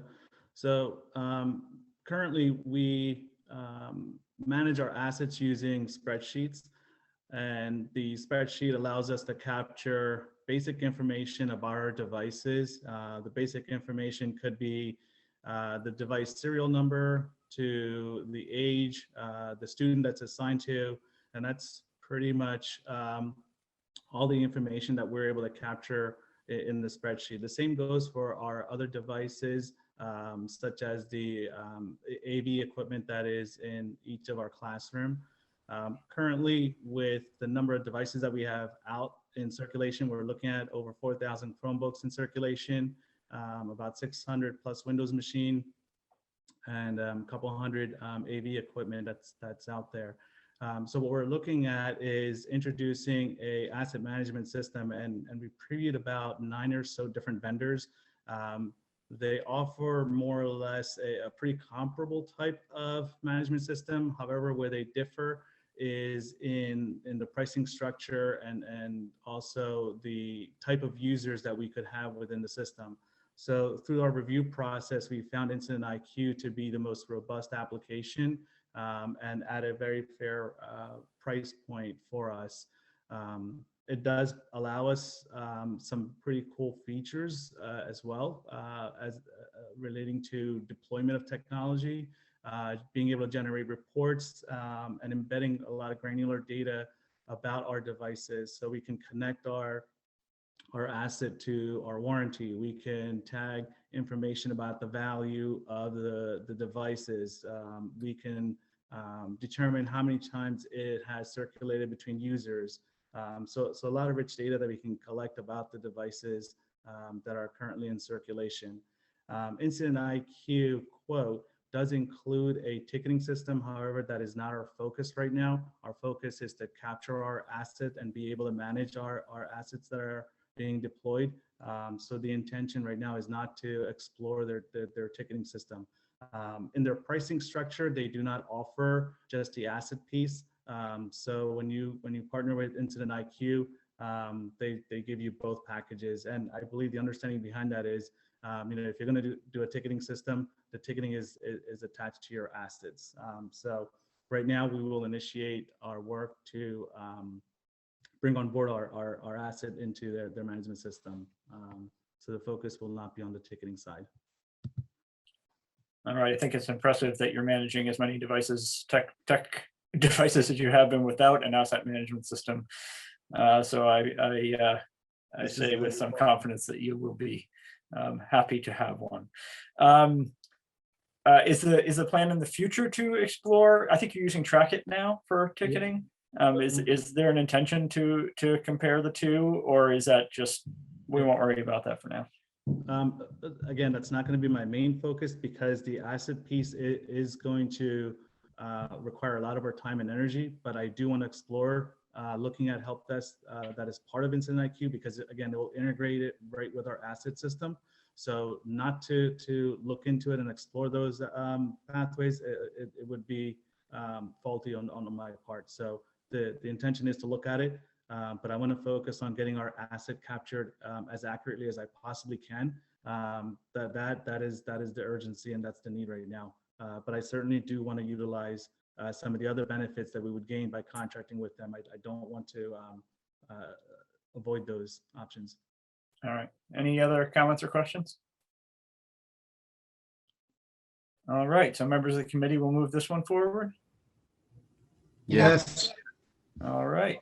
We are up to community input. So if members of the community who are attending the meeting would like to speak, please raise your virtual hands. I'll just remind you while that's happening, when you are allowed to speak, you will need to unmute yourself. Please state your name and where in the district you reside. And please remember that the meeting is being recorded, and all the rest of the guidelines are right in the agenda.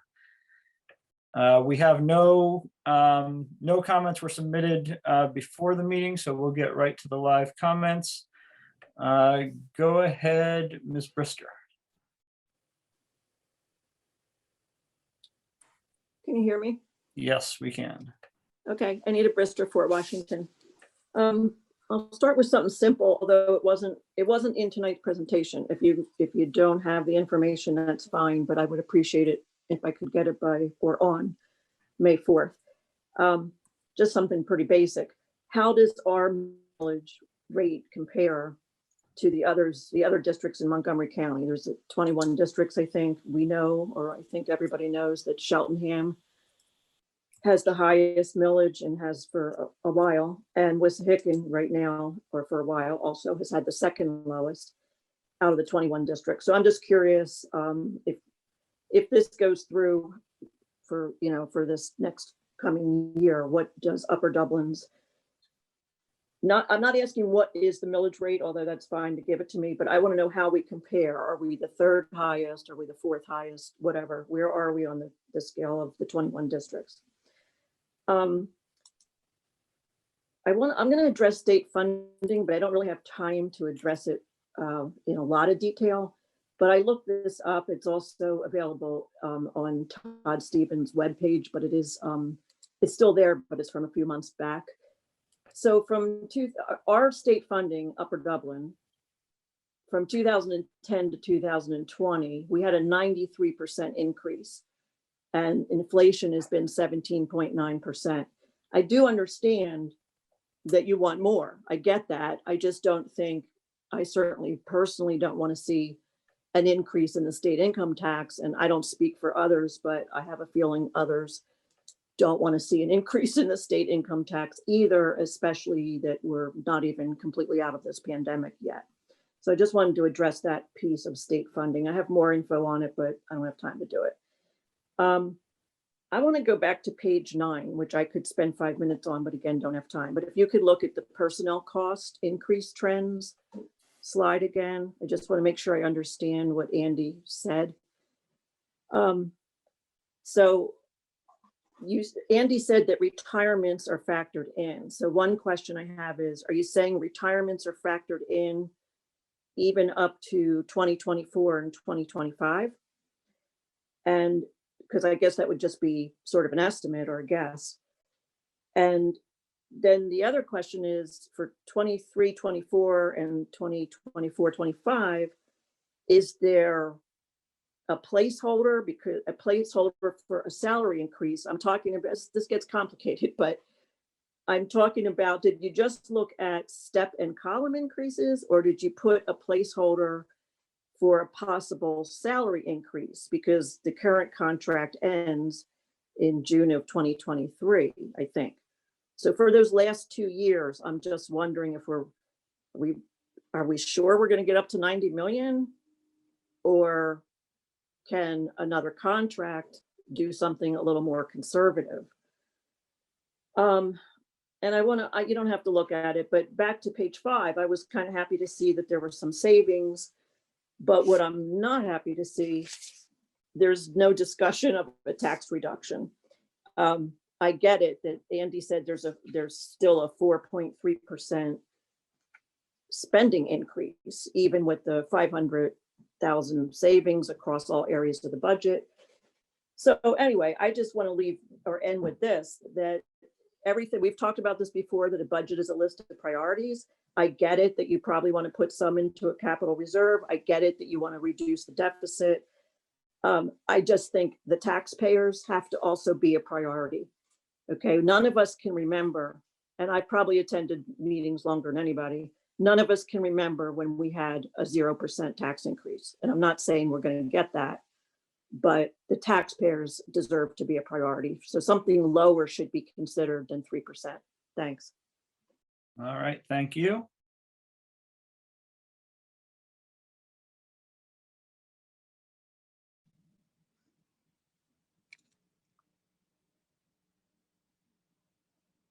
Sorry, I was muted. Go ahead, Ms. Stein. Hi, this is Erin Stein from Fort Washington. I am asking tonight about the pool heater specifically. I imagine it's costly, as I know it's been an issue for a few years now. And I imagine all the pool upkeep is quite costly. I'm asking tonight, I know there's several outside clubs that contributed to some of the updated turf and whatnot at Cardinal Stadium. And I'm wondering, and I also know that the school district contributed to some of the turf at Spark Field. So this appears to be sort of a consistent back and forth between school district and outside clubs that pay for facilities that are used by both. I'm wondering if, I know there's outside clubs that use the pool quite frequently, to the point where their practices supersede some of our own high school teams. So I'm wondering if the outside clubs that use the pool are going to contribute to some of the costs of fixing the heater or any of the other upkeep that might be a part of the budget for the pool. So that was all I had tonight. Thank you. All right, thank you. Go ahead, Ms. Vitella. Hi, Jenny Vitella, Ambler. In regard to the pool heater, I'm curious about, I want to make sure, and if someone could clarify and make sure for me, that the new company, the place that's making the heater, the place that's recommending that heater, the place that's installing that heater, I think we said we actually were doing that internally, but that there was no connection at all to the company that recommended, put in and repaired the previous heater, because it has been a problem for, I think, the entirety of the 12 years that pool has been in function. And if the pool is not heated for a day or two, I know the swimmers can handle it, as we have been swimming in cold water for years. Also, I want to thank the whoever mentioned the thanks to Thomas Fitzwater's PTO for paying for those folding chairs for Thomas Fitzwater, because I know that Sandy Run Middle School PTO just purchased, I think it was 300, maybe not that many, maybe it was 150 chairs last year. And Sandy Run, unfortunately, didn't have any folding chairs. They actually had to borrow them from West. So thanks to the PTOs. Andy, thank you for that fantastic presentation. And it even became even more fantastic in my mind when I found out you do it all through Excel. So I'm glad you're going to get this new program so that can make your life a little easier, and keep up. That's just, the reports are awesome, and the comparison and the summaries and everything is just amazing. And I'm so grateful.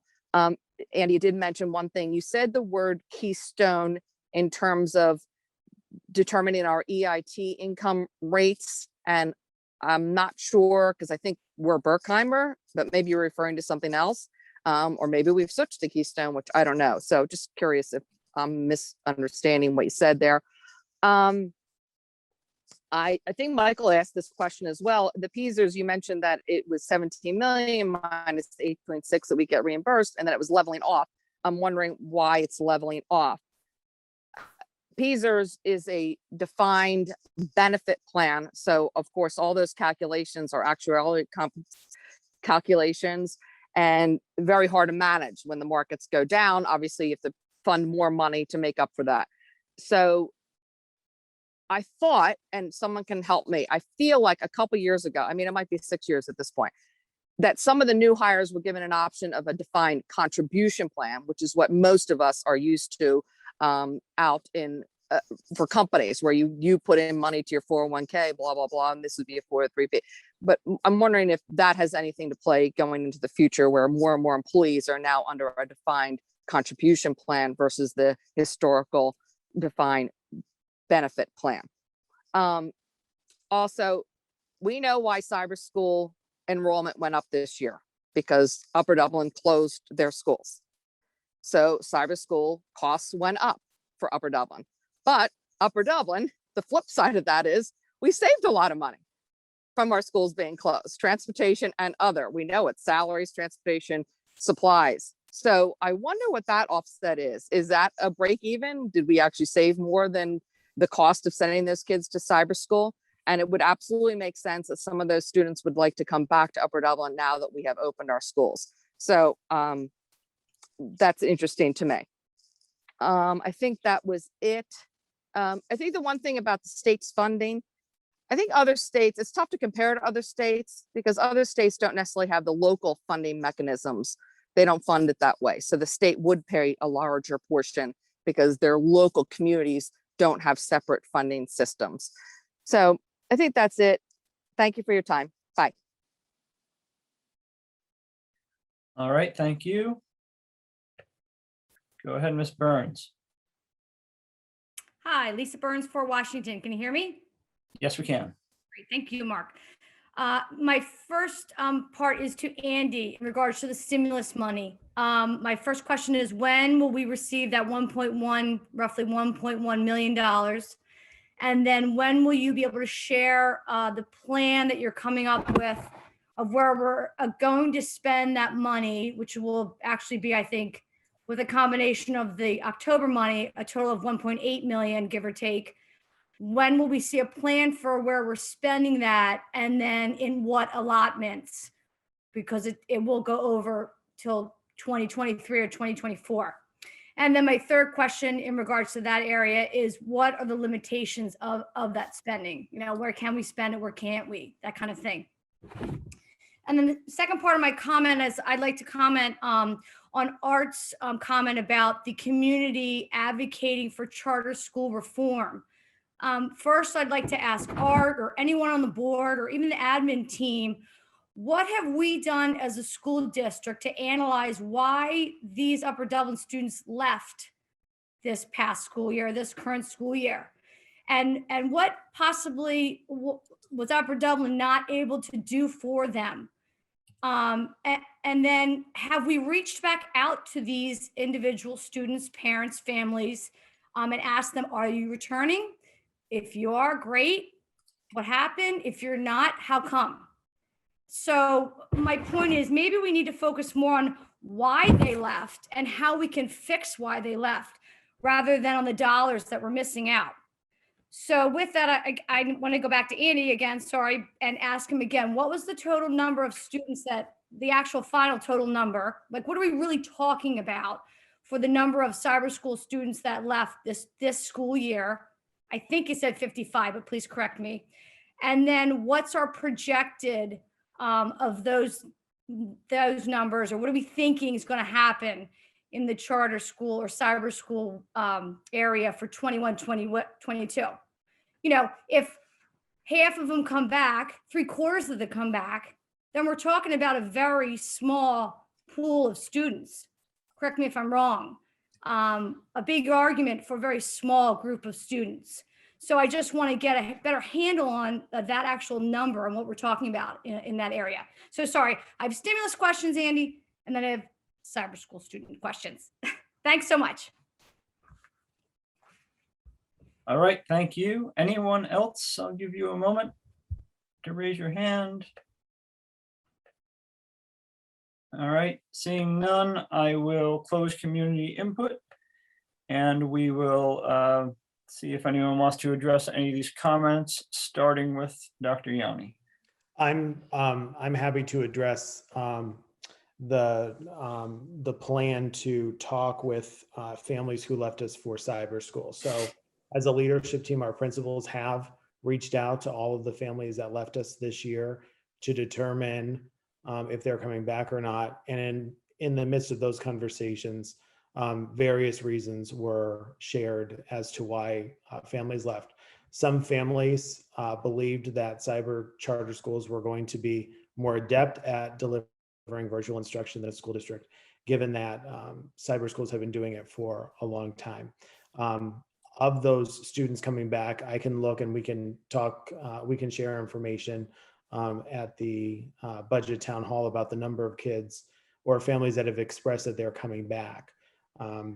We are at, Mr. Leckman has not reduced any of that, any of those funds in the budget until we actually see those families go through the registration process. So we will be happy to get that information, and I'm quite sure that at next month's finance committee meeting, Mr. Leckman will have updated numbers to share. Oh, I'm sorry, Dr. Levinowitz. I saw. Yeah, see. Art, why don't you go ahead? Yeah, I just want to make a general comment to our attendees that I strongly recommend that you can think carefully about your backgrounds.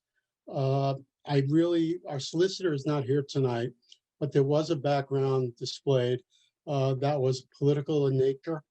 And I can't make that determination if it is illegal, but I strongly suggest that it is at least inappropriate to have a background that is a political background. I would urge that there should not be a background similar to that in the future. Okay. Steve, did you have something else? In terms of the parameters of what we can use the stimulus money for, 20% of that of those funds have to be used for what the state is calling learning loss, what we're calling a blend of learning loss and unfinished learning. the requirements for exactly what that information or what those funds can be used for has not been fully disclosed to districts yet. We anticipate much more guidance, but I will let Andy expand upon that because he's been talking with his business manager group about that. Yeah, Mr. Serota, I'll cover a couple items that I wrote down, and feel free to add on at the end if you think I missed anything. So, and I'll kind of work down my list here. So, the millage rate compare was there. I do include a regular chart. It is only 1920 data at this point because it has not been updated. But there is a compare in there right now. It's not all Montgomery County, but it's a number of Montgomery County. It was in the revenue presentation that I gave last month. It was in the preliminary budget presentation, and it will be in the May 4th presentation that I give as well. That gives a compare.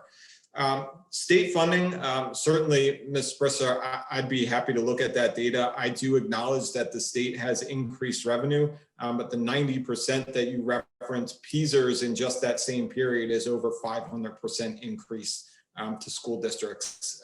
So that's where we're saying, yes, state funding has increased significantly, but it's not even covering the pension system cost increases, where we've had about 3.4 million move to the local taxpayer as a result of those increases. Slide 9, that was a very good question about retirements. Yes, I've not projected any retirements into the future. The retirements that I've referenced were only the retirements that we've actually received in writing from the folks retiring in the current school year. There's nothing projected into the future. There are salary increases projected into the future. Yes, contracts only, the UDSD contract ends next year. The UDEA contract ends 2 years out. So there are some assumptions made for future years based off of past trends. That's the best we can do once we start to get out beyond contract years. I'll let Bob address the pool heater items, the questions there. Yes, Mrs. Vitale, Keystone was our tax collector when I was in Bucks County. Berkheimer is our local Montgomery County tax collector. You're correct. PSERS, it does flatten out. Again, those are not my projections. As you noted, they have actuaries that do all that work for them. What they basically were trying to do was you saw a massive increase in the percentage from 2010, 11, even as Mr. Serota pointed out, back to 2001 from 1%, but 10, 11, it was around 5%, up to almost 48, up over 35% right now. So what the goal is to fully fund the pension liabilities. So they believe they've sort of gotten to the rate where it needs to be at for the next 20 years to fully fund it out 20 years from now. So again, those are not my rates. You're right, I did reference that tonight around the PSERS question about DC plans. In 2011, new pension plans were introduced, and those plans do include DC components to them. There is one plan that folks can choose that is DC only. But as you can imagine, very few people across the state participate in that direct contribution plan only. And then the stimulus, Dr. Yanni did cover some of that. The funding, we do have, again, there are many eligible uses of those funds. While I don't necessarily have a timeline in front of me right now, I can say that we should have a plan developed at least by the end of this budget year for how we anticipate using those funds. Like I did say tonight, I think a very viable solution is the ESSER funds allow you to do construction projects on air quality type projects. We know from our facility condition assessment that we have HVAC type projects that would very nicely meet up with those. They're one-time expenses. We're going to need to do it.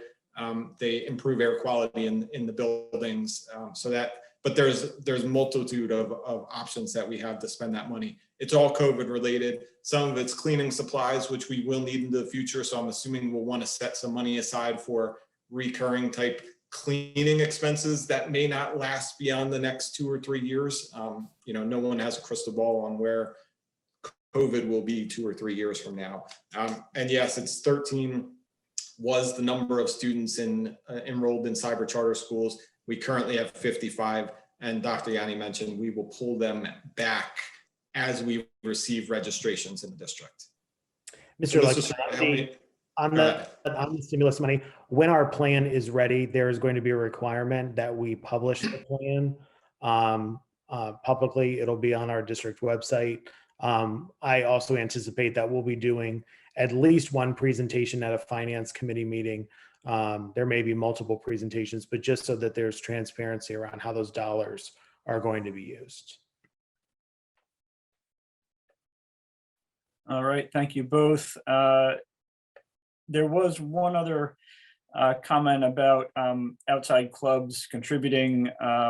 And I want to acknowledge we have had a strong relationship with a number of outside clubs over the years who have contributed to a number of our projects. But we obviously, as the Board of School Directors and the administration, aren't in a position to comment on what their plans may be for this project. But we certainly do appreciate the donations we've received in the past. I do have in front of me the question about millage rates. I also don't have the entire county, but I have the southeastern part of the county, 15 districts. The ones in the far northwest part of the county are far enough away that they're not really, even though they are in our county, they don't really feel like our neighbors. But the 15 districts in southeastern Montgomery County, and going through the current fiscal year, we are ninth highest out of those 15. In other words, I'm sorry, ninth lowest out of those 15. So we're just above the middle, much closer to the middle than the top. And we have been, the ranking within that doesn't change very much because the absolute millage rate is really largely a function of the sort of the constitution of the population and the real estate in the area, much more than it is anything having to do with school board decisions or school district decisions. Things like the relative amount of commercial to residential property and the density of the population and a variety of other factors are much larger factors in that ranking. Any other board members have comments or questions? Go ahead, Art. Just to follow up with that, Mr. Leckman had a great couple of slides in his earlier presentations about millage rates.